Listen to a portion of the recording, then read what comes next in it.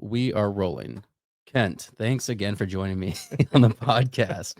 Thanks, no It's problem. been a long time coming. You were on over a year ago. Well, about a year ago, actually, this month. Was it? Yeah, it was like this month last year, and we had a bunch of camera issues. Yes. The cameras weren't plugged in, and we were slightly buzzed. Oh, the AR decanter. Yeah, right? Yeah. yeah. I thought about breaking it out again, but I'm not gonna fight you on that. that's been a huge interest with guests coming on the podcast. They're like, "What is that?" And then I have to break it out. Like, we have to have a drink. That was the last time I had whiskey. Was it really? Yeah, it was. Yeah. Yeah, that stuff is amazing. It was. Yeah, it was really good. It was like a Tennessee or like a honey something, right? Yeah, it's called American Honey by Wild Turkey. Yeah, So good. I remember that. Yeah. All right. So for the listeners, I have to first say this is the first in-person podcast I've done, I think, since the last time you were on. Oh wow. Yeah, Okay. it's been a while. Went through some life changes, and my studio got uprooted, and now we're here. But so I'm slightly nervous, and I'm rusty. So please forgive me. Copy that. I'm apparently highly caffeinated, so That's the best way to start a podcast is being I'm highly caffeinated most of the time. All right, so please tell the listeners the business that you own, what you do, and where you're from. My name is T. Kent Nelson. I am the owner of KSK Martial Arts on Lansing, Michigan, and we do a lot of things, but mostly like when we talk about martial arts is really about transformation. So we really help people help them get to that next step of what they want for their lives, in their journey of self-improvement, but maybe can't quite get there themselves. So we teach a variety of things. We teach a Filipino martial arts class, which we call that Art Kali. We teach a JKD concepts class, which is like a curriculum of different connected stand-up martial arts. So you'd be looking at things like elements or concepts from kickboxing, from Junfan, from Silat, from Muay Thai, Panintukan, which is like Filipino boxing. And most people, like, they understand when they hear JKD concepts, they think of JKD, like Jeet Kune Do, they think of like Bruce Lee, usually, who's the founder of JKD. And then we also teach a Brazilian Jiu-Jitsu class as well. And we're Gracie lineage. We're underneath Professor Chet Scammahorn, who's out of Fort Wayne, Indiana. And then we also teach 2 kids classes. We teach a Little Ninjas class, which is like from ages 6 to 11-ish. And then we also teach a Rising Warriors class, which is our teens class. And that's kind of like from 12 to 18.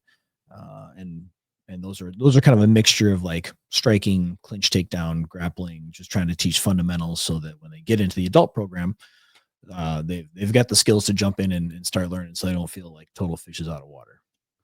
I think that the kids classes that you put on are extremely important for the little ones. I've witnessed it personally with my 2 kids.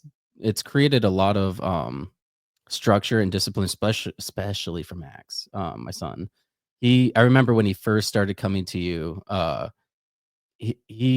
first off, we had him in gymnastics prior to that, and he Also was great for kids. extremely good. But the thing about Max is they couldn't contain him. Like, he would be running around, and they're trying to like teach them how to do like the little somersault stuff, and he's just off doing his own thing. They couldn't structure the class to where he could follow along and listen. But immediately when he came to KSK, I mean, you have to listen, you have to be disciplined, and you have to work hard.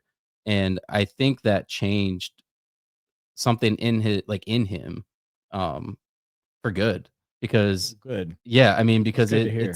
it's been permanent for the most part. Like, he listens, and some of the lessons that you've applied, he's repeated back to me. I'm like, where'd you hear that from? And I think I messaged you even one day about it, and I'm like, that's crazy that he remembered that. Yeah, getting messages like that from parents that just say, hey, something you taught, just apply it right here. And the message is getting to the kids, and it's improving the kids. Yeah. And like those are some of the most fulfilling messages. Like I love that kind of moment. So that's one of my favorite moments. And I can have a lot of great stuff happen maybe in my day, but just getting that little message is like, all right. Yeah, and you're changing the trajectory of somebody's life possibly too. Yeah. I I believe so. I know that was for, I know how influential, martial arts was on me as a kid, and how I've carried all those lessons, uh, throughout my life in the dojo. And I think that's just why I've always maintained it, because I've always found like martial arts to be, um, a microcosm of all the different, maybe emotional obstacles or mental obstacles that we run across, uh, in the real world. I mean, like in the dojo, you're not going to come across the actual problems like, hey, like you're being audited by the IRS. Like that's not going to happen in the dojo. Maybe to the dojo, but but not in the dojo, right? But that's an emotional, and a mental obstacle, like that's a hardship, right? And Right. if you go through martial arts, you're going to have the highs, and you're probably going to have the lows, right? And you're going to go through, like seeing that you have to push to break through those obstacles, but you're also going to see reward on the other side, and you're going to understand why you do that. And that's going to give you the confidence to try it again, so it won't be so scary next time. And then, when those things happen on the mats, when you run across those same emotional obstacles out in life, whether it be, trying to get your homework done, or trying to apply for your first job, or whatever it might be, you have that skill, you've done that before, it's just a different context, but it's still the same concept. And I think that's very helpful for people. Yeah, absolutely. I mean, and that was one thing that I mean, I've witnessed it in my own life, even with like some of the things that I've done, like cold plunging. That cold plunging was literally one of the first things that I've ever done that I was like, doing this every single day, first thing in the morning, changes the way you think about hard things throughout the day. It really does, because everything from that point on is just easy. Like I mean, unless somebody like dies or something like that, like that's probably the worst thing that you could possibly go through. But anything else is like, I can handle that. I could take that on. It's interesting, and I think that's one thing that martial arts has done for my kids. It changed the way they think about things and the struggles in life. And, I went through a divorce last year, and I think that that played a huge, uh, role in my kids being able to get through that too. It's funny. Well, it's not funny, but it kind of sounds like I go in and out still a little bit. Is Yeah, that yeah, are you hearing that? but there's times where you're talking and it like, when you talk a little bit louder, it's fine. Oh, I'm just too quiet. I guess so. You need to go into like teaching a little ninjas mode. There you go. Project, Nelson, project. Um, you say it's funny, facing hard things, and how it helps you, and the cold plunge. And then you said that even if somebody dies, and uh, last summer I was on my way to go do my personal workout. At least 2 days a week, I go in and I put about 3 hours of training in, where I work on solo work, whether it be, shadow boxing, katas, drews, all that kind of stuff. Um, I do about an hour strength training, and then I do some kind of more, like qigong yoga kind of stuff afterwards for my body's meal, like kind of meditation and mobility. And it's been a staple for years for me now. And I got a phone call on my way in, just after, by the way, I did my cold shower. Oh. And I got a phone call, and that phone call was that my last grandparent had passed away, and her and I were actually fairly close. And that was a tough morning, and it was interesting that I I would have expected, that to put a stop to my mindset of whatever was going on that morning. And instead, I just continued to drive to the school and go in and do my workout like I normally would. And I thought about it the whole time, and it was on my mind the whole time. But that act of like putting myself through something physically difficult, or just putting myself through physical movement at all, how helpful that was in just helping me process, different emotions and physical things that are mental things, that I was going through at the time. Um, and I was really grateful to have that kind of structured hardship to help me process that, versus just, you know, go home and sit on the couch and, do bad habit things that make you feel better in the moment. You know what I'm saying? Yeah, no, absolutely. Playing a video game for 8 hours, Right, right. Yeah, I mean, I there's so many things I could say to that. Like, I mean, this last year has been extremely difficult for me at certain times, like holidays and things like that. But one of the things that was, a prime example of that was on Thanksgiving. I didn't have my kids, and it was the first Ouch. holiday where I didn't have them. And I literally, I worked overtime the night before, came home, sat around, watched movies and TV for like most of the morning. And I'm like, you know what? I need to get off my pity party and go to the gym. Just go to the gym. Just go to the gym, and I know I'll feel better.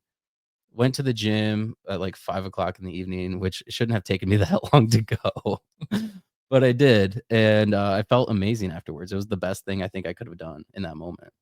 And yeah, and from that moment on, I was like, I need to like stay disciplined no matter what the issue is, no matter how I feel about something. I need to do the things that make me feel, you know, Yes, good about myself. absolutely. And everybody should do that. Well, that's one of the beneficial things I find with when it comes to martial arts. And I'm 47 years old. I'm kind of past that idea of like I'm gonna be the best fighter ever, right? Um, I got to be careful at this point, like how often I train. Depends on like how many cramps I want to have tonight.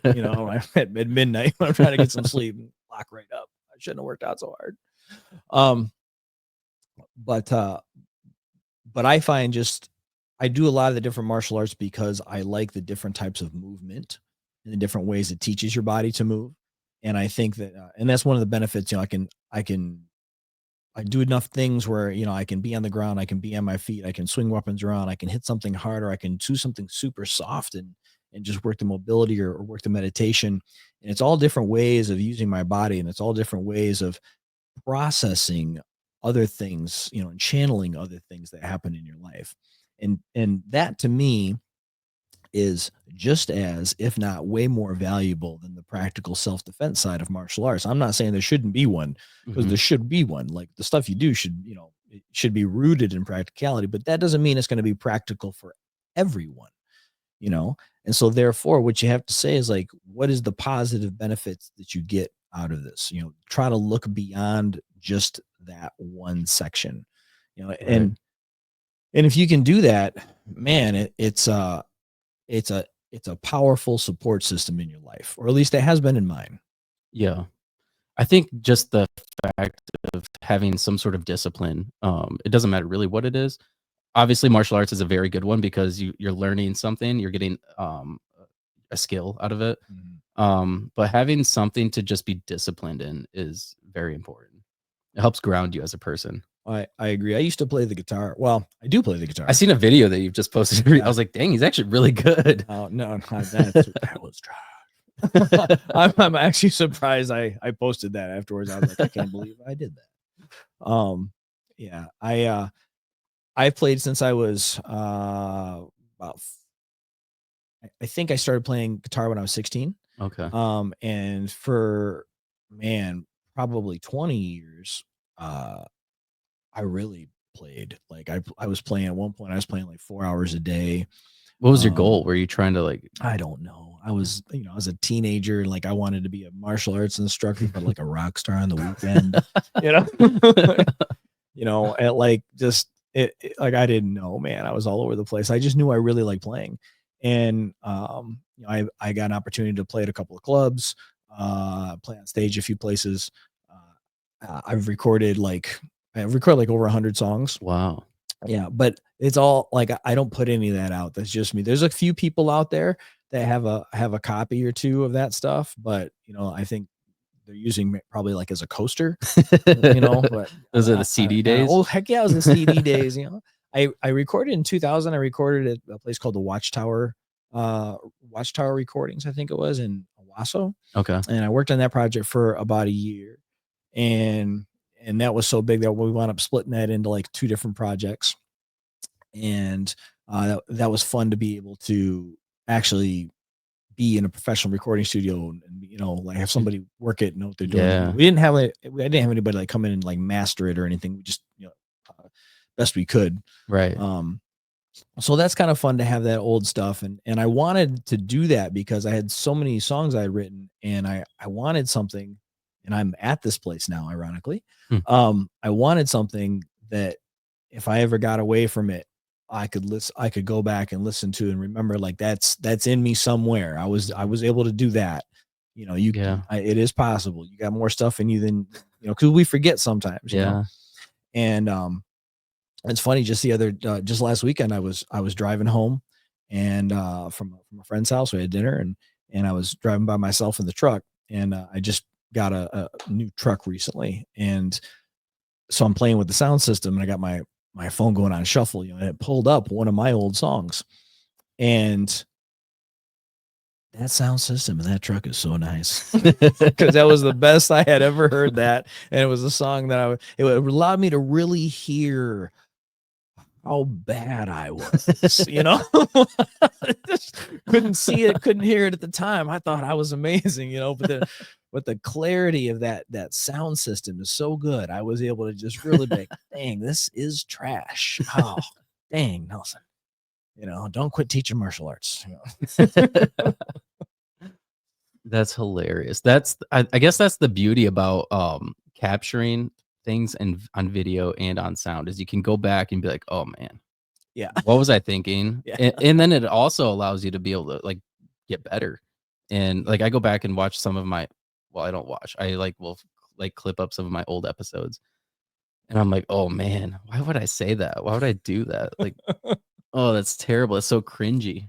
I know I've got YouTube videos that date back to like garage days, Oh yeah. and like 500 videos or something like that. Oh my gosh. Now it's insane. But it's basically it just it's chronological of my journey, Yeah. and the different stages of teaching or whatever that I've been working on over the years. But uh, because it's almost everything on there is martial art related one way or another. But yeah, I'll see some of that old stuff and like, you know what? Here's a good one for you. Uh, the other day I had a video come up. It was suggested on my feed and it was me, and I was like, oh, so I clicked it to see what it was, and there I am with like a 3 foot long wizard beard, and I'm just sitting there looking at this fool teaching, thinking to myself, why didn't anybody say anything? It looks so bad, all wispy and just terrible. Oh my Well, I did have gosh. a student one time when we were rolling and I had that big beard. He called me Gandalf the Black. I thought that was funny. Oh, that's funny. That is funny. Yeah, you definitely go through phases and you look back, you're like, "Oh my gosh, what was I thinking? What was I doing?" Now you you have a giant kids class now. You were kind of talking about the Well, it's not effects. just for giant kids. We've got little ones too. I like the giant ones. Actually like watching them like wrestle around with some of the bigger ones. I'm like, Oh "Oh my yeah. gosh, this is kind of fun." Um, where was I going with my question? Oh yeah, we were talking prior to the podcast. You were talking about COVID and how before COVID, people were so into martial arts, and then COVID happened. Then it obviously died out because probably couldn't do in person stuff, right? Or maybe had to wear a mask Oh even. yeah. We were shut down for a while, and Yeah, then um, we had to be 6 feet apart from each other. but you can't really do martial arts like that. No, so like, okay, I guess we can get a class of 8 max, I guess, because you got to have X amount of feet, around you clearance, and basically we're running classes on shadow box. It was terrible. It was the pandemic was a genuinely difficult time for me. Yeah. Yeah, it was a genuinely difficult time. Did you Um, do like online classes or anything like that? so I was very lucky in that I had some great instructors that helped out at the time. Katie Hammond helped out, and Forrest and Clara Phillips helped out, um, and we would kind of take turns doing like Facebook Live classes, you know,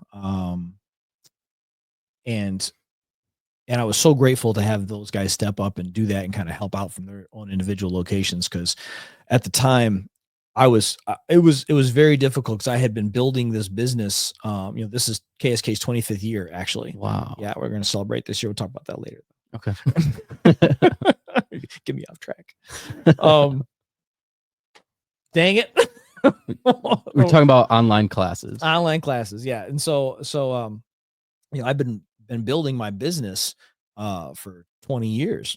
And all of a sudden, I'm spending 8 hours a day in a cold basement, which is where I had like my laptop set up, just returning emails of cancellations after cancellations after cancellations after cancellations, and just watching everything kind of just fall apart, and not being allowed to open my doors. And I am I'm so grateful for the people that stuck around and that are still there, like between those two locations of before and after the pandemic.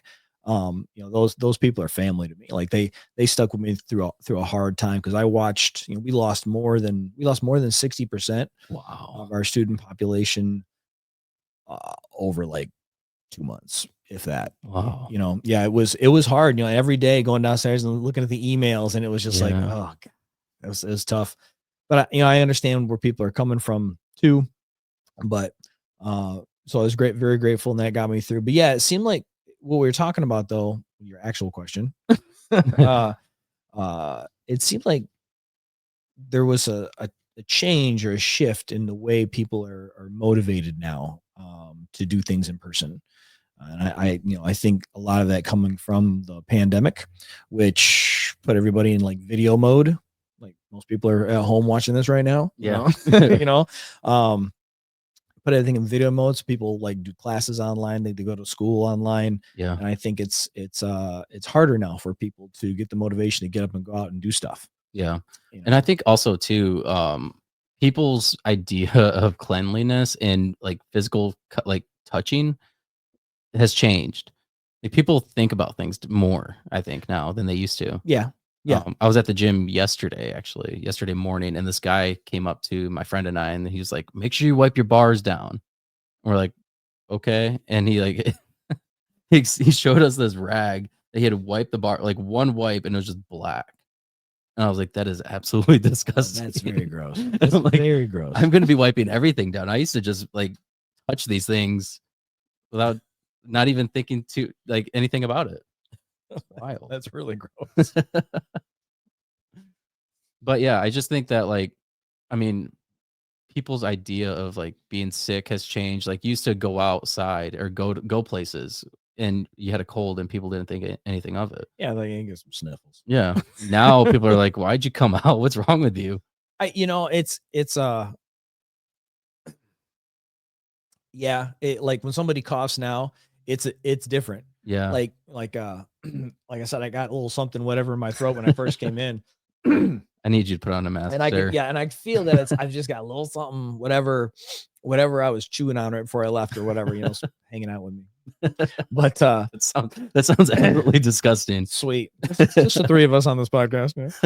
Uh, but but yeah, like when somebody coughs, now people are like, "Ooh, Yeah. hey, now what What you do you got?" got? You have COVID? Yeah, What's going on? You have the yeah. vid? I did test positive for COVID at one time. My wife and I spent 3 weeks locked in the house, um, uh, and that I didn't feel, other than fatigue. I didn't feel much. I was lucky. I know different people have different experiences. Yeah. Um, my wife, on the other hand, she Mhm. had a very different experience than me. I was locked in the house with a very sick person. Oh my I, god. um, but actually, that sucked. But for her, I, but we got the chance to hang out, and we hadn't had a chance to hang out for 3 weeks together. I can't tell you how long. We see each Wow. other on average of about an hour a day. Yeah. At the end of the night. So that was kind of nice, and it established a new tradition that we have, like a new Christmas tradition. Every year? Yeah, we call it 8 hairy nights. And so basically we watch the 8 Harry Potter movies. Oh, okay. We do one a night, because I think it started on Christmas night, 2 Christmases ago, and she woke up and she was like, "We gotta go to the ER. I'm not good," or to the urgent care. And sure enough, she had COVID. So what we wound up doing was, she wanted something that she wanted to watch, but it's okay if she fell asleep, and if she woke back up, it wouldn't matter. So she wanted to watch something she's already seen, and like, And so we're like, all right, well, and I've seen the Harry Potter movies, but sparsed out through the years, one time, like on a date with this person, and then like Right. whatever with that person and whatever. And I was never really into them. I actually kind of like picked on people that were into the Harry Potter thing a little bit, which I had no right to do because I was a total Star Wars fan.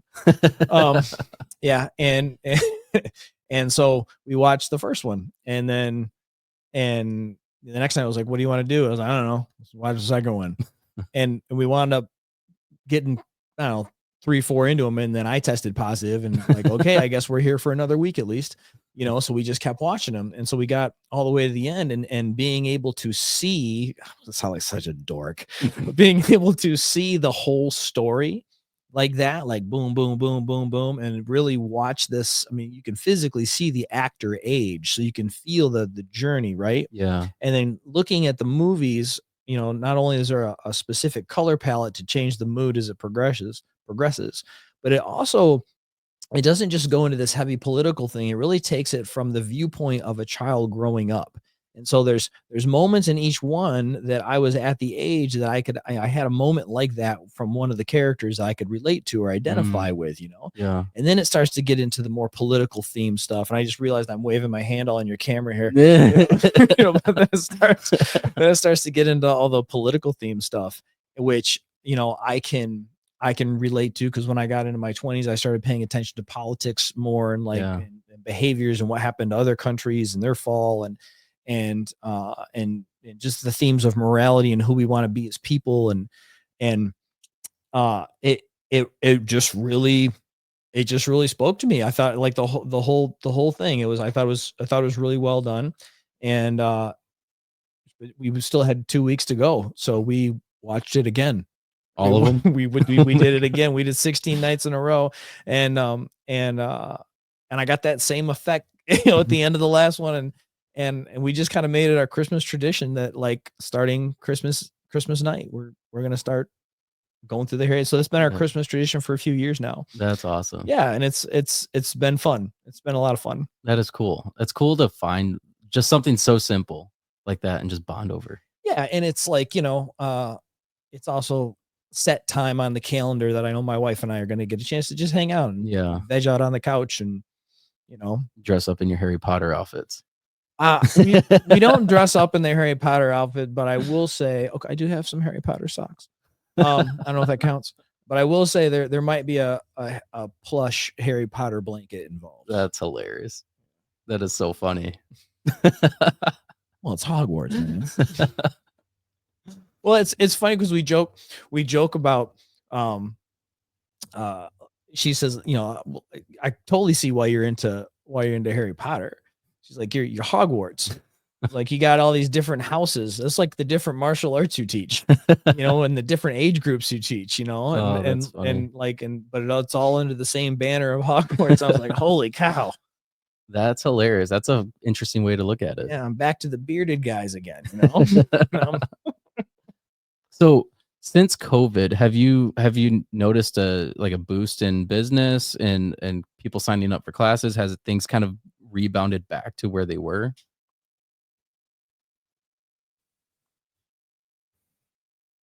it's a different energy than what they were. COVID brought a paradigm and a concept into our minds that we hadn't experienced before that. So now that always has its place in there somewhere, right? And it's affected the culture. Some people have grown up with this now, you know, and so it's just a different thing. But the school, the school is doing well.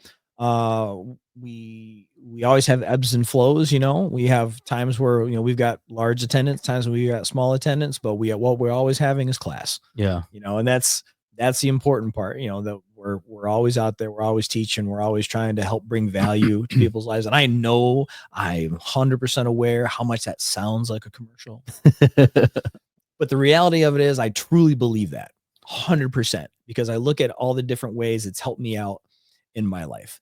Like saying, like, my grandmother passed and I just went and I just worked out, and that helped me process that. But I'm also 47 years old, and I constantly hear people say, "Oh, you don't really look 47 years old." Mm. So good. It's helping me move. move. It's helping me stay young. It's Yeah. helping keep me off the couch. Yeah. It forces me to think about, you know, uh, other people all the time, because other people are going through difficult processes, and it could be very easy for me to not recognize that because it's been a while since I've been through the white belt process, Right. but Right. so it helps me.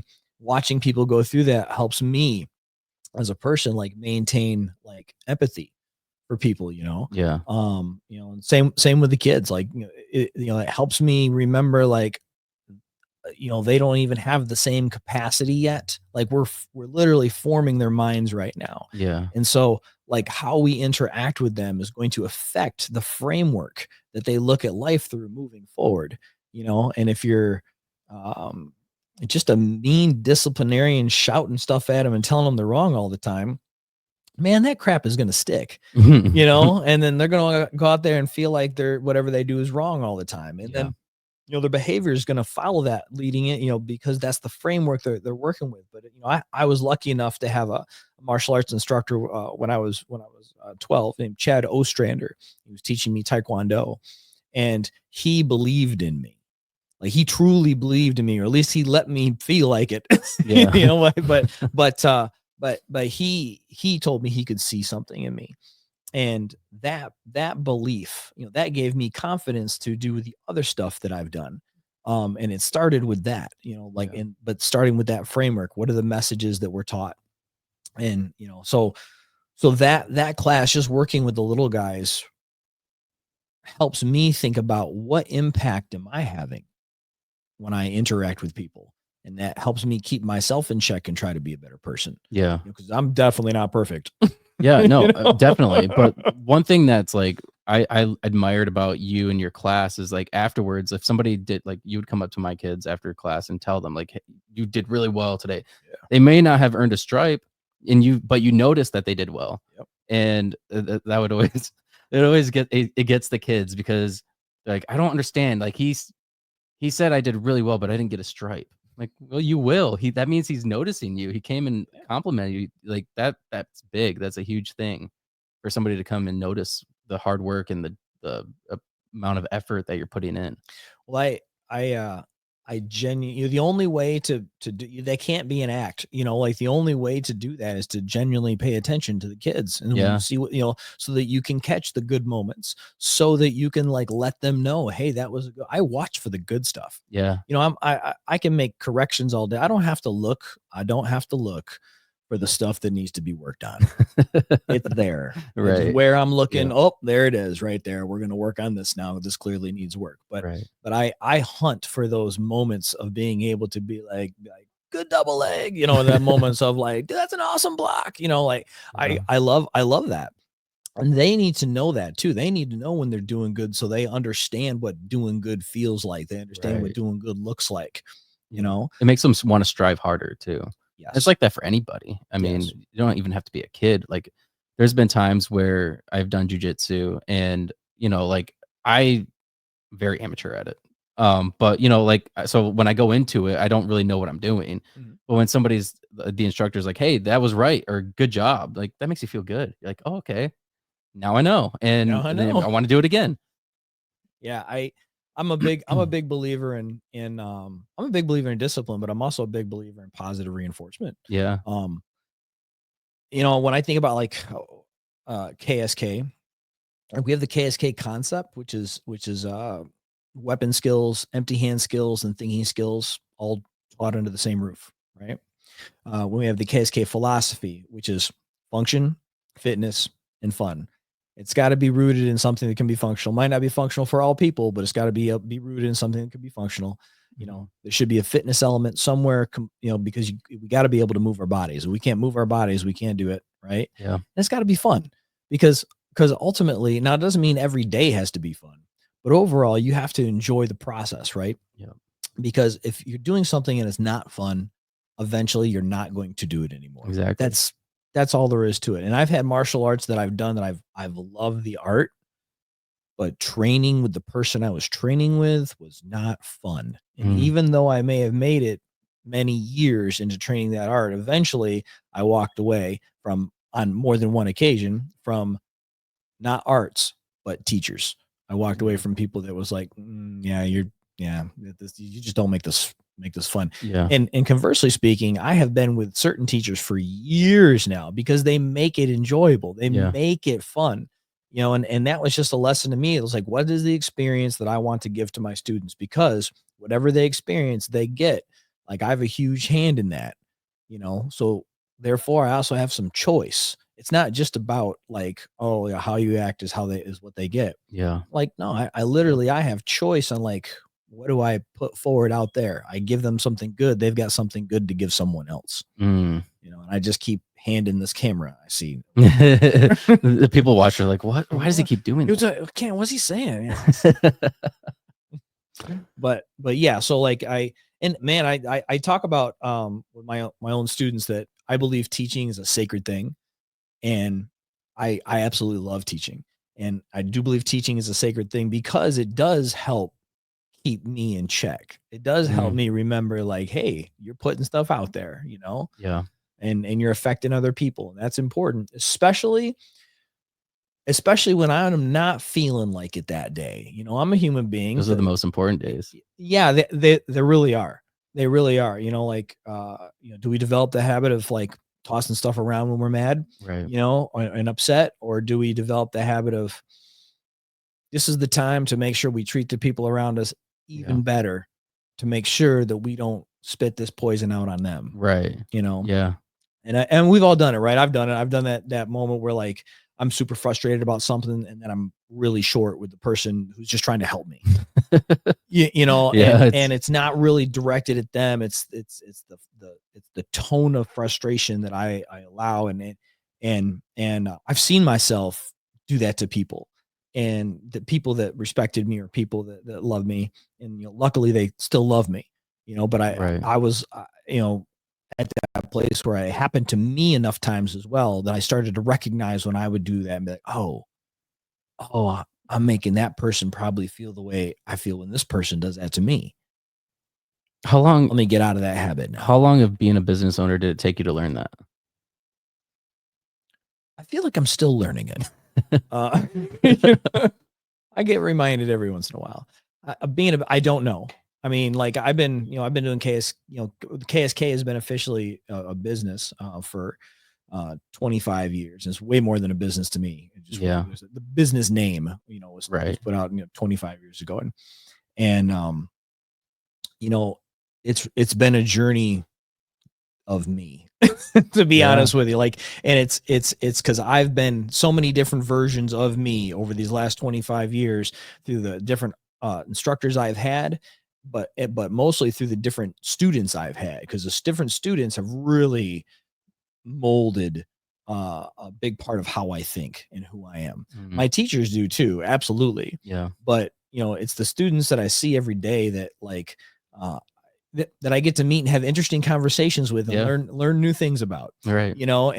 And that all that kind of goes into what comes back out in the curriculum and what goes back out through the lessons in the classes, because I'm not just trying to create I'm not trying to create mannequins or robots. I'm trying to Right. create like better people, Yeah. and whatever level of person you are, when you start training, if you open your mind up to what you want out of it, you know you could level up.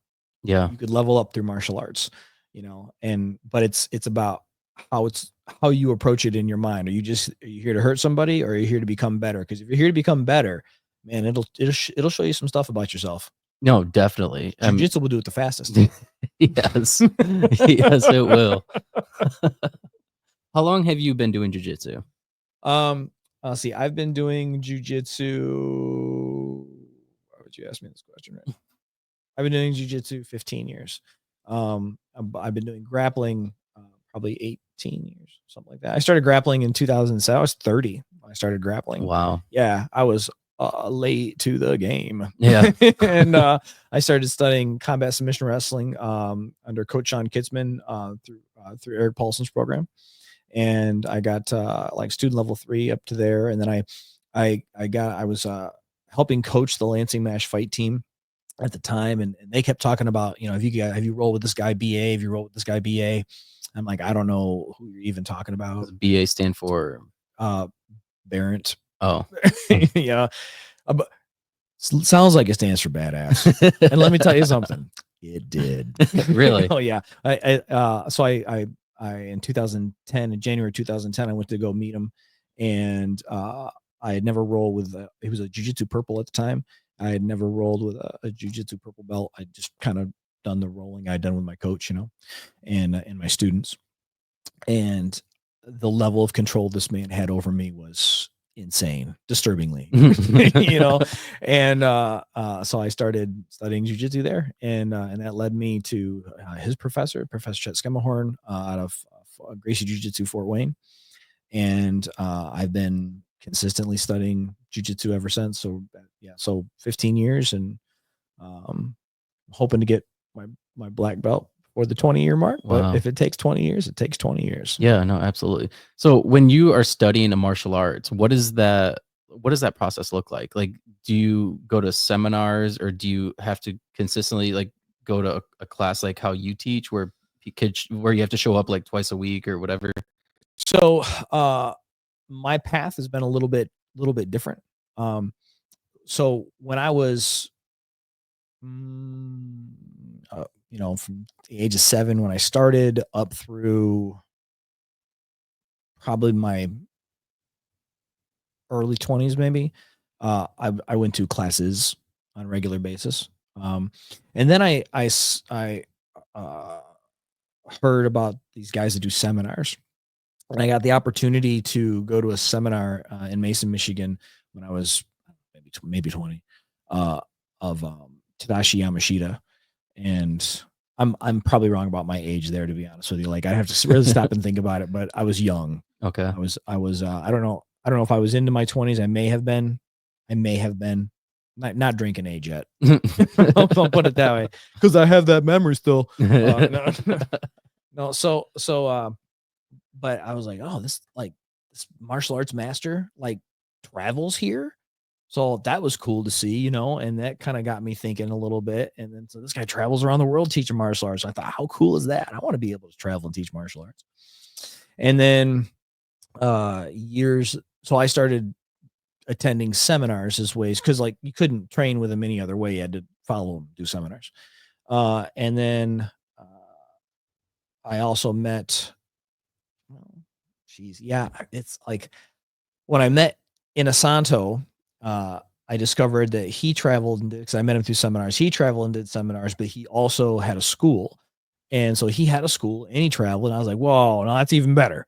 And he was traveling to the point of where he was doing, he would like fly out on a Friday, teach a Saturday, Sunday, fly home Sunday night, come Monday, Monday and Wednesday, I think it was his own personal workout, and he go learn and get private lessons. And Tuesdays and Thursdays, he was teaching at his school, and he had instructors that Wow. taught the other days. Now, that's what I was told at that time period. Like, I don't know what his schedule is today. I'm sure it's much different, but at the time, that sounded amazing to me, and I was like, that's that's following my passion. Like, Yeah. like, it sounds way better than sitting in some cubicle, Yeah. or selling something online, which wasn't even a thought yet at that point in time. Right. You Yeah. know, or going to work for the state of Michigan, and like whatever.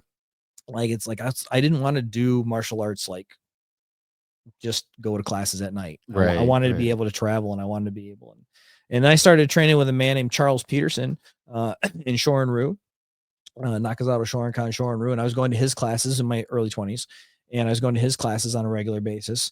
I think I was doing 5 classes a week and everything he taught. And I asked him, like, because he was training under this guy named Oyata, and Oyata traveled around. He was a seminar guy, and Peterson followed Oyata around. And so I asked him, how do you do that? And he said he was a fireman. He worked for Lansing Fire. Mm. And so he says, yeah, I work 24-hour shifts. I work about 10 days a month. So I have a lot of free time to be able to go follow these guys around and train.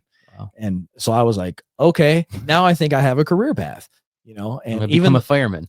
that's exactly right. So the Wow. first, because I was, I think I was just out of art school, And so now it was time to find a new path so I could keep living at home, you know.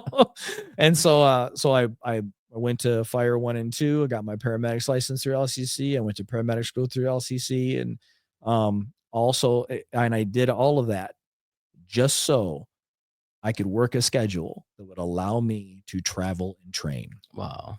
That's the whole reason I did it. Wow. And I was on the road for 7 years. Wow. Yeah. What was that like? Was it everything that you had thought it would be? You know, they tell you, and they're not wrong.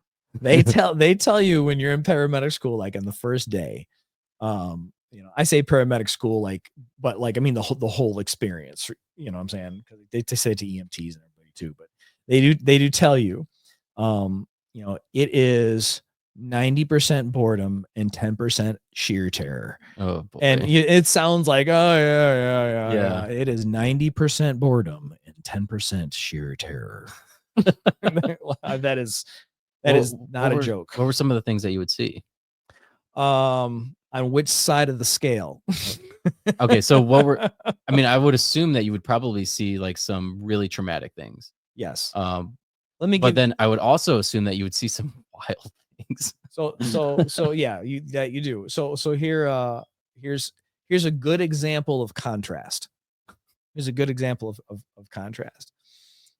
This is a true story, by the way. Oh boy. So I'm not going to say what ambulance service I was working for, but it's not too hard to figure it out either. So I was a brand new paramedic, and I was 6 months into the job, and I had not yet had a full arrest. Heart stops completely, right? That's like the big code. Had not had one of those yet, and that's like the big thing, right?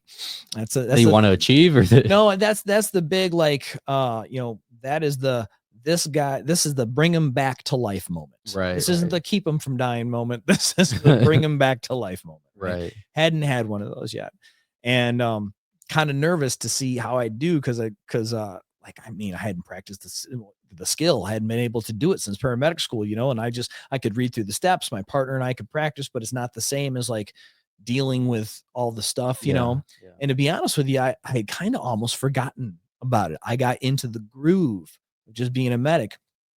And at the time I was also teaching a martial arts class through Lansing Parks and Recreation.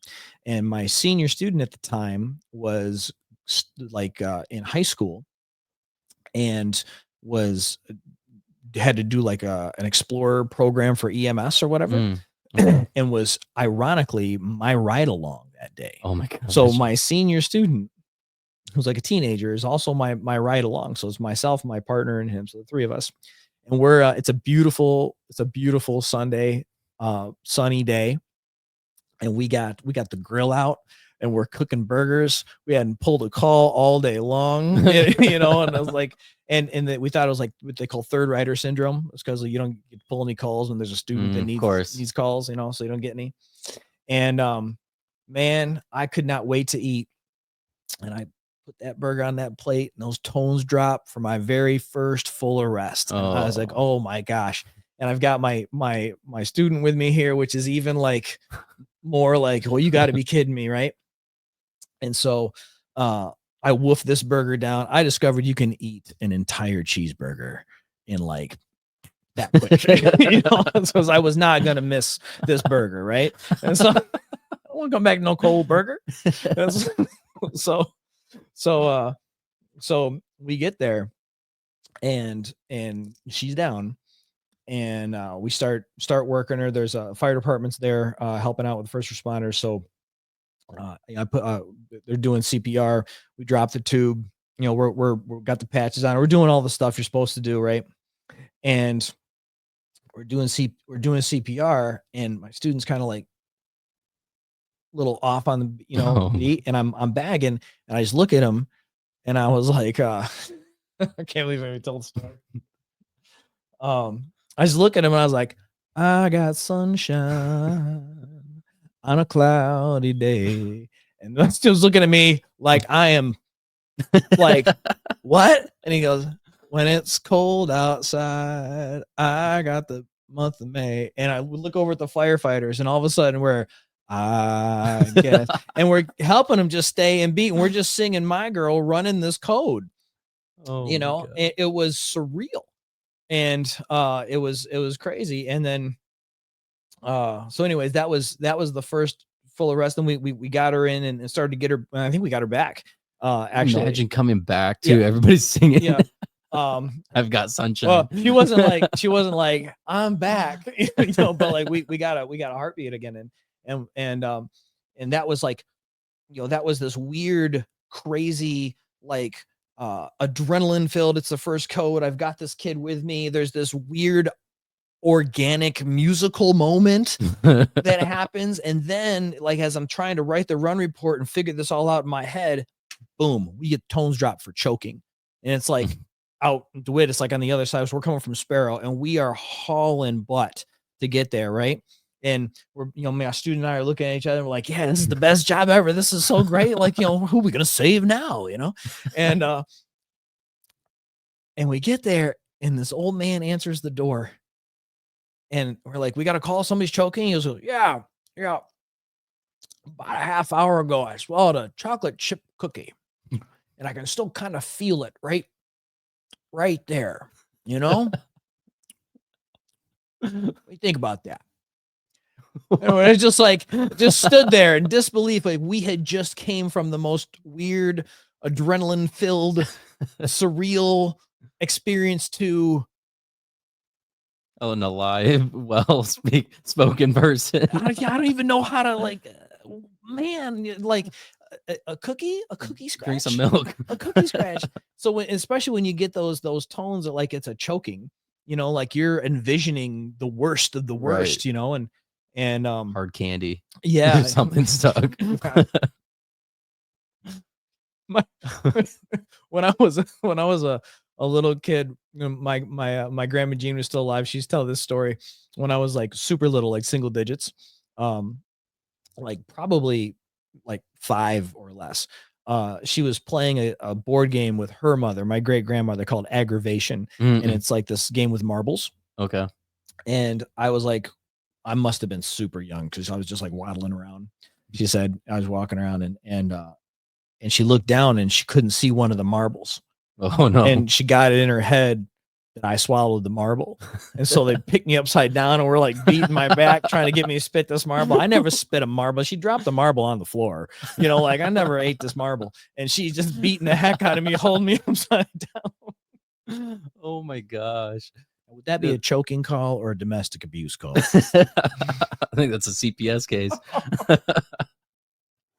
That's crazy. The mindset of like old people back then, like some of the like just some of the things that they would say and like one of the like you shouldn't swim after eating. Yeah, Like, like the little phrases and things that they would say. I think they thought you were gonna cramp up, Yeah. so you wouldn't be able to tread water. It's so funny. But like holding somebody upside down. Well, so the gravity would help the beating, Oh, that is hilarious. Yeah. Grab you by your foot and Yeah, like, yeah. oh my gosh, that is so funny. She was awesome. I loved my grandma Jean. She was funny. She's a funny bird. That is so funny. Yeah, that's gotta be a crazy that's one of the craziest jobs. I would say being a paramedic or somebody that's a first responder. I mean, you see some of the most wild things. Like we were just in Florida and we were stuck in this traffic jam for like 40 minutes. And we finally get up to the scene and it's a car that's just like I couldn't even tell you what kind of car it was. I couldn't tell you if it was an SUV or a sedan. It was just shredded. And they had the highway shut down. Like somebody probably died in that accident. But it's like to be that person that has to respond to that, like first thing it's got to be horrendous. Like It can be, and I will say that people don't understand the toll that it takes on somebody when you deal with stuff like that on a regular basis. I recognized after 7 years that it was starting to have some effects, but I didn't understand the effects, like how long they really lasted. until actually I got out of being a paramedic. So when the big housing crash or whatever was happened in 2008, everybody's doing cutbacks. I wind up getting let go. Um, and I am now without a job. And that's when I discovered the things, the toll that the job and the things I had seen had done to me. I didn't really fully discover, and I started to discover it for years afterwards. Just things that would happen that just made no sense, or reactions that I would have that made no sense, or my sleeping pattern was terrible for like the first 8 years. Uh, and I actually still kind of do this today, to be honest with you. It's just not as pronounced, but for the first 8 years after not being a paramedic, Wow. um, I still slept in 2 hour increments. Oh my gosh. Yeah, like I'd be down for two and up for two, down for two and up for two. There was no sleeping through the night. There was none. Was it because of the things that you had seen, or just like because of the schedule that you were on, or both? When you're sleeping in the station, you can Yeah. never fully go to that deep place, because those tones are going to drop at any moment. When they do, you got to get up, and you got to be alert and awake, and you know what I'm saying? Yeah. Um, so you never really get full, just let it go, just be in that place. Right. And so that just becomes your cycle, how your sleep cycle. And that's what it was afterwards. Like it's like the tones were going off every 2 hours, and it was like, oh, I'm going to be up on this call for the next 2 hours, and now I get to go back to bed for 2 hours. And that's how it was for a year longer than I was actually on the road. That's crazy. So how Um, did you kind of get back to I guess, being the person that you are, or like kind of like changing? I don't know. Like, what kind of, did you have like PTSD, I guess, from any of that? uh, so I know people with real PTSD, Yeah. like real effects, real struggles that they're dealing with. And I don't want to, Minimize any of that. no, I don't. And I don't really use the term PTSD. I suppose that like one could, More like trauma. It's like I a sense just, of I just trauma. say kind of the effects from my experience, Yeah. like, cause yeah, I don't want to minimize anybody's anything. Right. But like, this is going to sound really kind of embarrassing, but uh, I had one night where I was hanging out with my buddy Chris, and Chris Wyra is a dear friend of mine. I consider him my brother. He's the person that kicked my butt and showed me that wrestling's necessary. Mm. Literally the night I met him, kicked my butt, right? And I had a choice right there: be mad about it or be friends with this guy because he can kick my butt. You know? And Always be friends. always be friend of And That's why I'm friends with you. yeah, so I'm hanging out. No. I'm hanging out with him, and we're talking, and I actually think that we might have had a glass of whiskey. We were just chit chat, nothing crazy. Like our wives were inside talking and whatever, and it was just fun night hanging out, and I hadn't seen him in a few years, and we get talking, and he asked something about being a paramedic. This was years ago, and and before I knew it, I was telling him about this call, which led into this call, which led into this call. And before I kind of snapped back into, like, I was like, it's like I wasn't having a conversation with him. It was like I was narrating a movie Mm. in my head. It was like I was narrating what I was seeing, Like yeah, desensitized. yeah, Almost. and before I knew it, like I didn't understand, but when I came out of it, I realized, like, I was losing it. Like I was, full on tears, and kind of blubbering, and not because there's some things you just don't talk about, so you don't access them, so they never get fully out, right? Right. And and you know, Chris's credit, he could tell I was a little embarrassed, and he was so cool about it, and he hung out there and chit chatted with me until I was fully back together to go inside, and he didn't mention a word to the wives about it. um, he's a true friend, and I but I had that moment, and it took a true friend for me to feel relaxed enough to let that happen without me even being aware that Mhm. was going to happen. But that was like one of those moments where I walked away from that realizing like, okay, there's some stuff still hanging out in there, that because you don't get a chance to process it. And one thing that if you're the loved one of somebody who has a traumatic job, Mm. you should probably understand that like uh, if they don't want to talk when they come home, it's because there's been some dark stuff they got exposed to that they don't want to bring into the home, don't want to bring to you, and that can cause us to be closed off. And that's another thing that I had developed a habit of just being really closed off. Yeah. Um, and but it's for that reason. You don't want to bring that darkness, but having said that, you close it off like that, you don't give it a way out either. It just Right. it just stays with you. Yeah. So I've never gotten like professional help or anything like that, but But do you think martial arts helps play a role in that? yeah, that's 100%. That's 100% my help. Because it teaches you can push through the hard stuff. Right. That's all there is to it.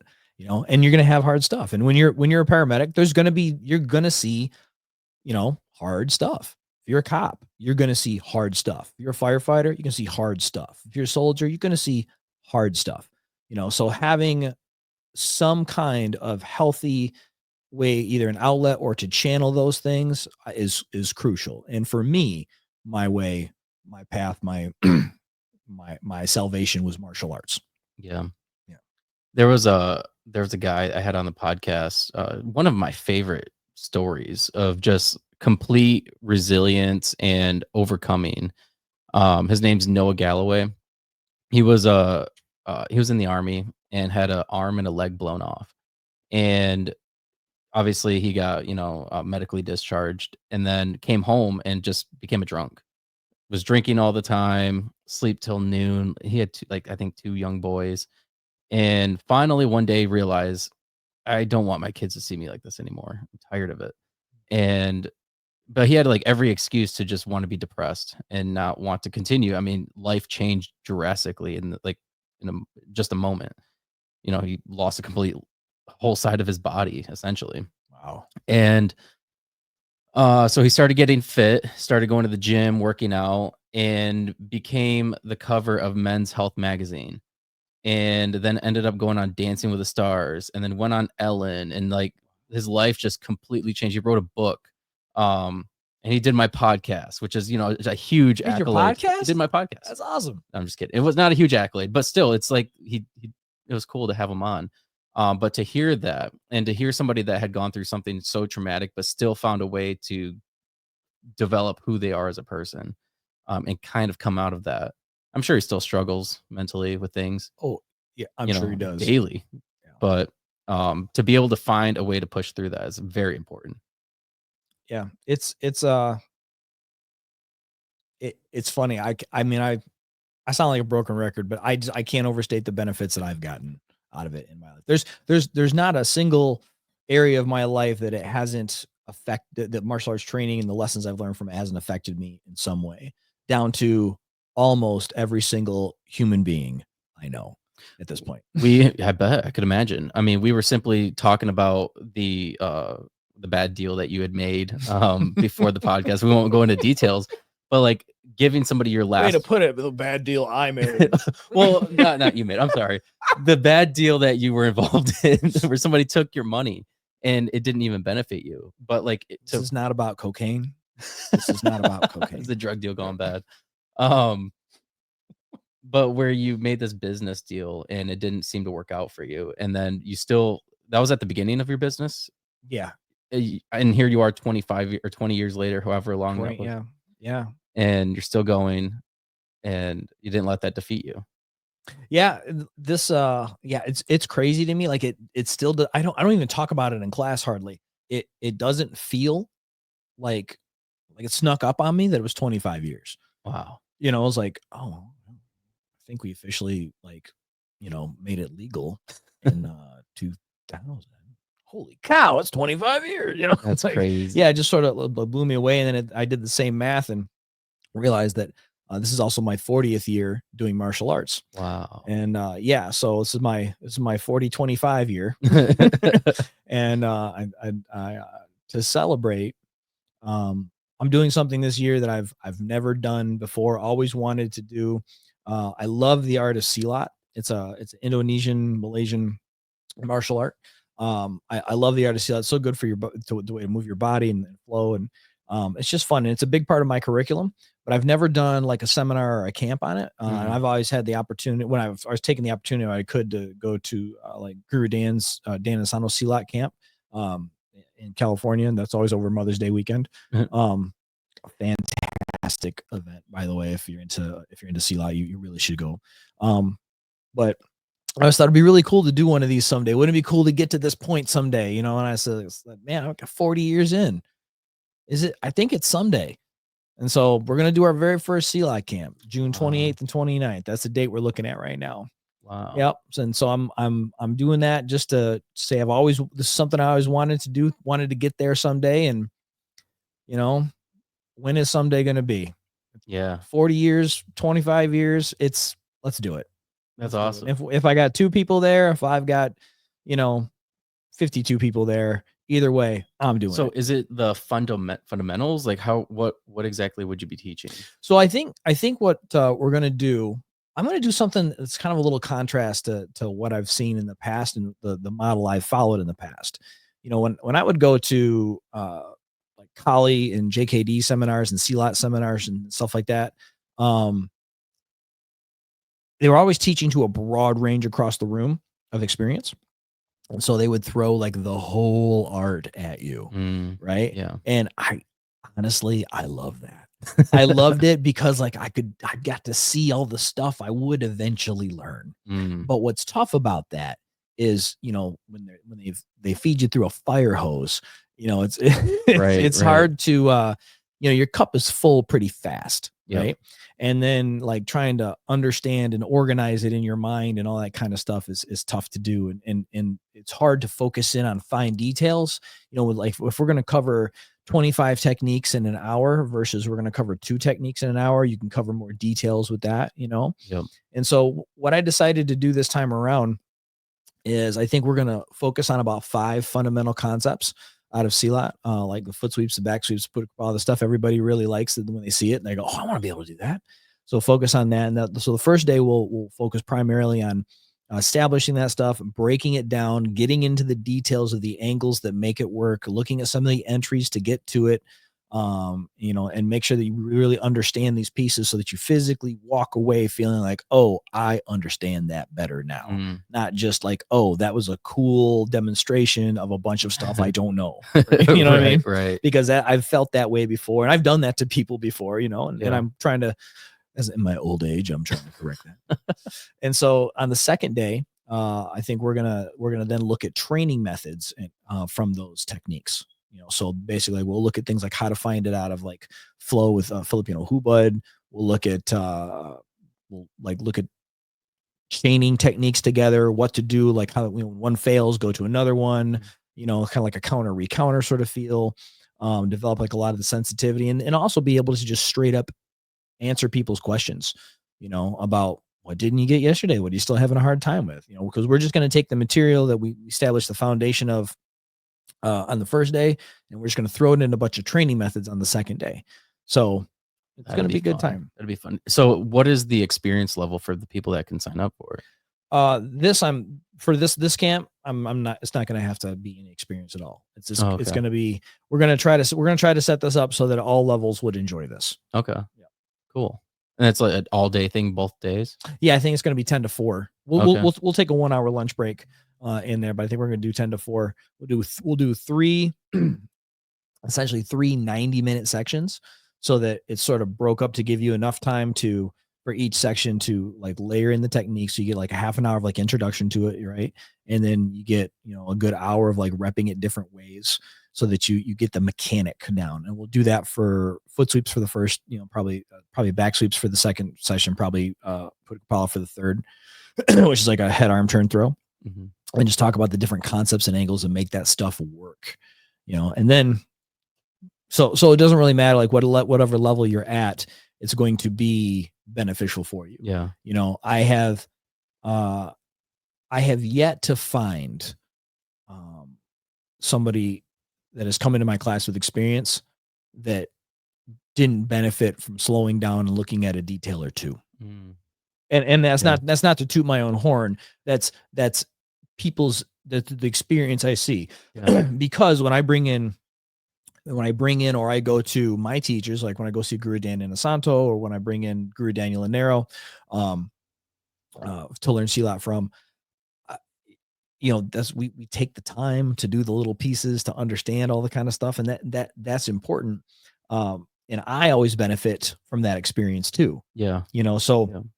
slowing, it's not about doing more and doing it faster. It's about getting a deeper understanding. And if you're a brand new person, that's ideal because it allows you to learn at a pace that like you're not rushed. Right. You're not forced to be like, hey, Yeah. here's 6 techniques. You got 10 minutes, go. Yeah. That was always the thing with jujitsu. Like when you go to like a new school or something, they force all these different positions on you. Like at first you're like, oh man, I gotta try to remember. What was it called? You want me to do what? Which one was that again? Yeah. Yeah.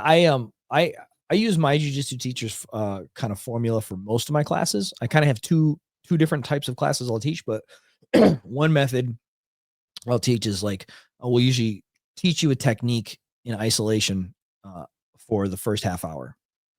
And we'll take that half hour to answer all the questions, go through the steps, make sure you understand stuff, and possibly even make it a combination, where we connect it to something else you already know. Mm-hmm. And then the second half hour, we usually free roll. If not free roll, then we'll play some sort of live game. Where you can, Yeah, but you get a little bit of liveness every single class, yeah. right? So it's not just like you've got your technical classes and then like you have a separate sparring day. You get a little free rolling in every class. Yeah. So it gives you that comfortability, but you're also only getting one thing per class to try to put into the new mixture. Right. So you're not like, here's 5 different arm bars. Yep. Go. Yeah. Oh, what? I feel like that's confusing though, to learn 5 different ones at once.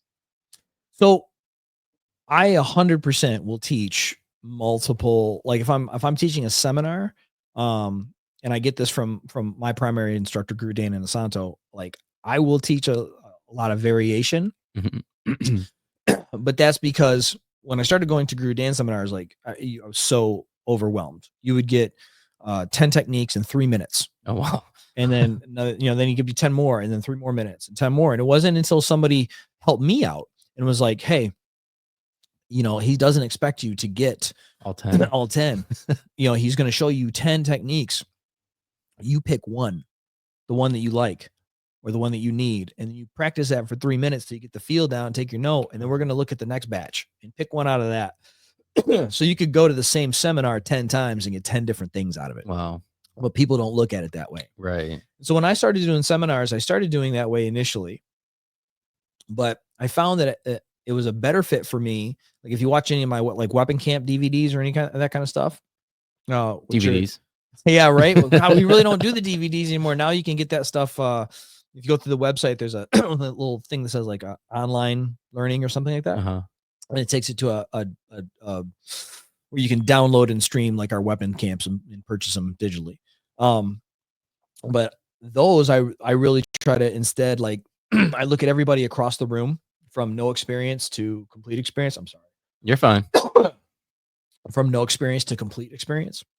Not complete, but veteran experience, I guess. And I'll teach a progression that starts off with the most simple thing and then gets more complicated and gets more complicated so that if you're in my session, you can kind of stop where you hit your threshold and everybody else can keep going. But and I got that model a little bit more by learning jujitsu. Like a lot less things in jujitsu to have to remember. But I totally used to do that to people, man. Yeah. I'd give them 5 techniques. Just overwhelm them. Yeah, but if you understand, I think as the teacher, you have to communicate that. Yeah. This is not for everybody in the room. Like if I teach 5 things, I'll say something like, if you're an entry level student, I want you to do this one. If you're a basic or Right, student right, level 1, do this. If you're student level 2, do this. Because it's about what fundamental I would expect they would already have. right, right. So like one person might be working on just a parry. Another person might be like making that parry into a gunting. Another person might be taking that parry and making it into a split. Another person might be taking that parry and going over top and making it a jab, depending on what their fundamental level of understanding is. Right. So that is June 28th and 29th, I 20th, believe. 20th. We actually haven't started officially advertising for it yet. Okay. So here, Yeah. here you are breaking the news on the podcast. We're gonna call this a hard might, folks. A hard might. That's happening. So, do you think that this is something you're going to do every year now from this point on? I'd like to, if this one is successful, if it's successful and people request, you say, hey, we'd travel for this, we would do this. I absolutely would. If there's a demand for it, sure. I did a weapons camp. It was always like 2 to 3 days long. I did a weapons camp for 10 years in a row.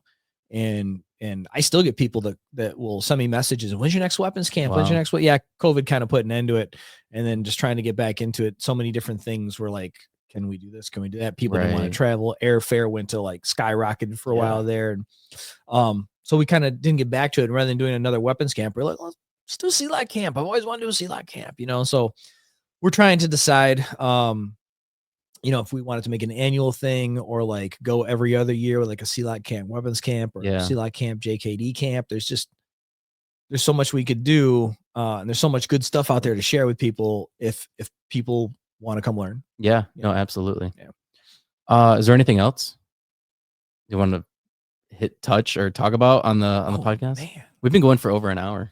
Have we really? Yeah, it's an hour and 16 minutes. That is powerful caffeine. I feel like we just started. Would you have coffee? Yeah. And then we had Alpha Brain, which is memory and focus. Now I'm going to be thinking all day. Thanks a lot. Just be steaming. Your wife's going to be like, are you okay? Yeah, I'm actually my big plans today other than this are working on the next 10 weeks of curriculum for the JKD striking and clinching classes. That's one thing that when you come into the gym, you have all the different whiteboards. Yeah. You put a lot of thought and effort into planning each class, including the children's class. Yes. Which I think is pretty cool. Well, thank you. I like appreciate that. Because it's thought out. It's not just like kind of thrown together or the same old thing. Like you have like a rhyme and reason for each class.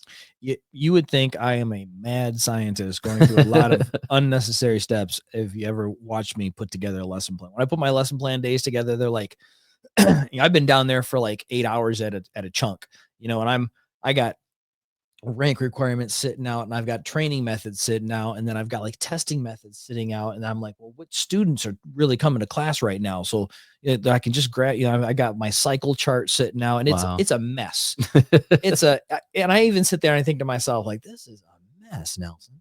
But it's like my process of not just making it cookie cutter. And the funny part is I kind of try to make it cookie cutter to make it easier for myself. Right. But ultimately, like, I've broken stuff down into cycles. Then when you get to cycles, then you get to training methods. And then like training methods, man, you can have 100 training methods to accomplish anything. Yeah, I could imagine. And that's where I get hung up. I get hung up on like, what kind of training methods do I want to do? What would be best? What would I like to get to that we never get a chance to get to, but who really needs it? Who's going to be there? So I really try to put my heart and soul into my lesson planning, Yeah. So that the 4 of us can train at night. Yeah. It is like I said, there's a lot of ebb and flow in attendance, but I really enjoy classes that are large classes because I love to see the family come together. I love to see, because people always laugh a lot when we're together, when we get a big large class. Especially for Kali, it's great. For jujitsu, it's great because you get more bodies to roll with, Yeah. But I do kind of enjoy on occasion. I do enjoy like those smaller sessions because sometimes with those smaller sessions, I can, it's almost like a one-on-one type of thing. We're not there yet, but I'll get to I got a 4-person class, 3-person class. We can really like hone in specifically on what that person needs. I think those people are super lucky. A They lot of are. times what I'll do, well, in Kali classes, if it's like a bad weather night or something, and I've only got 3 people in the class that night for whatever reason, I'll straight up just be like, "What do you guys want to do?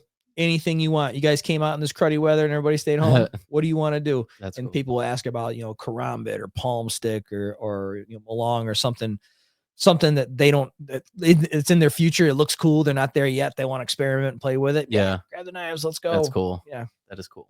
Yeah. Um, I'm trying to think. What is like a lesson planning look like? Because all right, so one thing that like I do like for my workouts is like I don't really do it anymore. I used to, but like I would plan out my workouts every day. Like, okay, I'm doing upper body, so I want to work these kind of muscles. I want to do these kind of lifts. Is that what like lesson planning looks like for you too? Like, or how does that? I usually for lesson planning, I have a cycle, so I know that what topics we're working. Some classes I split the cycle because there's more than one, and we just need to get through it. But for the most part, they have one cycle. Excuse me, it's one subject, and uh, I will usually start with a goal. Like say, okay, I got 10 weeks here, right? And in these 10 weeks, I want this is the subject. The subject is closing the gap to clinch. And at the end of this 10 weeks, I want them to be able to have at least 2 methods of getting in to close the gap. And in the last 2 weeks of that 10-week cycle, I want them to be just able to clinch and play. Right. So really I've got 8 weeks now, not 10 weeks. Mhm. Right. And then it becomes, which ones are the most important to me that they get, or introduce that early on. Right. Yep. And then build those into combinations, but at the same time, like with warm-ups, I try to review. I struggle with sometimes like warm-ups. Should warm-ups be review of things we're not focusing on right now so we don't forget them? Or should warm-ups be things that lead us into better getting what we're about to do?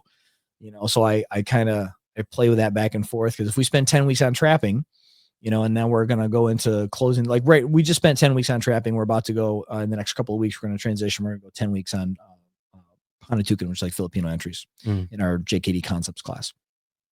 And I don't necessarily want people to forget about everything we did in the trapping if all of our focus is on the Panatukan. So like, maybe I should warm up with the trapping, right? Right. But unfortunately, people that are new members, right? That let's say you just sign up and you jump into Yeah. class, and our warm-ups are this thing that took these people 10 weeks to learn. Right. Right. So then I go, okay, that's not going to work tonight. Tonight, we're going to have to change that around. So like there's a dance between like the Yeah. lesson plan I bet. and what happens in class, but I usually try to retro engineer my lesson plans. I usually try to say like, what is it I want them to be able to do at the end of X amount of time? And then start to work that backwards and figure out like, okay, what's the realistic amount of time I have? Yeah. And then, okay, what things are going to work? And that's what I really kind of do with the kid. The kids have really taught me that I plan too much. They really have. That now when I'm doing lesson plans for the kids, my goal is, for striking and for clinching and for grappling, for all three, it's one thing Yeah. per 4 weeks. I've noticed that, yeah, you focus on for each class, it's usually like 1 or 2 things, and then they do like a live action. Yep. And that I noticed that to be really beneficial for like my kids too. Yeah. We just started doing we were doing like 2 months on technique. Like we do a month of striking, month of clinching. We're always doing grappling on Wednesdays, but we're doing a month of striking, grappling, month of clinching, grappling, and then a month of going live. And the kids were loving that, right? But I think I had that formula off, and so now we're going to do like a month of striking and grappling, and then 2 weeks of live, and another month of clinching, grappling, and then 2 weeks of live. And so they get to go live more often. Yeah. Which that way they have a shorter amount of time between learning the skill and applying the skill, because we're recognizing like the striking lessons weren't always making it into the live rounds because they were Right. months behind. They forget. But I'm always tweaking. I'm always changing. I love looking at coaches. I love trying to like pick people's brains about, well, what do you do? And like, how do you approach this? And man, people don't like to, either people give you everything or they don't want to tell you nothing. No. No. Okay. I don't want to give you the secrets. Yeah. yeah, I think the secret is understanding who you're teaching, Yeah. and what their goals are and what your goals are. Because if Yep. your goal and my goal, if I'm trying to teach you something that you're not trying to learn, Yep. we're not going to get the result either Right. one of us are looking I'm for. gonna go somewhere else anyways. There Yep. you go. If in my mind I want you to be Olympic level boxer on the focus mitts, and like you just want to come to class when you got a free night and don't know what to do, like I wish they had a night like yeah, that. both of us are going to be frustrated, like it's so understanding my goal and understanding their goals are important. Yeah, I agree. Well, Kent, we should probably wrap this up. Hey man, this was fun. I love talking to you. I mean, it always gets good too, like about an hour in. It always, I don't know why. Like that's the sweet spot. That's the sweet spot. Yeah. All right. Well, we'll have to try it again and see if that still holds up. It definitely will. And then we didn't have any camera issues, or we had a little bit of audio issues, but I think it took care of itself. Yeah, I think I figured out like where the microphone was finally located. Okay. But yeah, no, this was fun. It was a great time. Thanks again for doing the podcast. Thanks, man. Appreciate you. Absolutely. Appreciate you.